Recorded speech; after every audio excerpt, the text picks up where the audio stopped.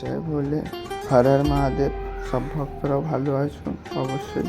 তো আজকে বানাচ্ছি মার্গেরিটা আর চিজি গার্লিক স্কোয়াল। তো মার্গেরিটাতে কিছুই যায় না, সবাই যেন চিজ আর সস দিয়ে নর্মালি করা হয়ে যায়। তো বানিয়ে নিচ্ছি, দেখো মার্গেরিটা বন্ধুরা। প্রথমে এবার গার্লিক স্কোয়ালটা বানাবো। গার্লিক স্কোয়ালটা কীভাবে বানাই দেখে নাও। বার করে নিলাম, ডোটা একটু করে নিলাম, বাটার লাগিয়ে নেবো, গার্লিক পাউডার দিয়ে দেবো।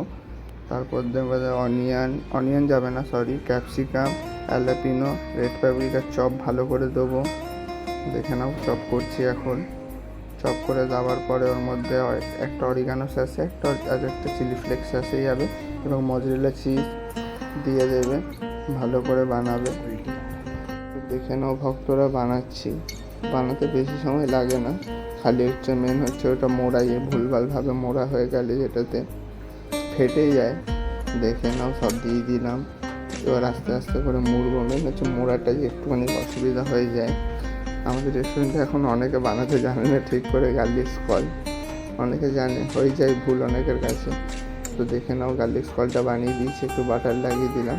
আর ওভেন থেকে বেরোনোর উপর দেখো কীরকম লাগে, একটু ফেটে গেছে, সাইজ থেকে চিজ বেরিয়ে গেছে। যাই বলে হর হর মহাদেব, সব ভক্তরা ভালো থাকবে।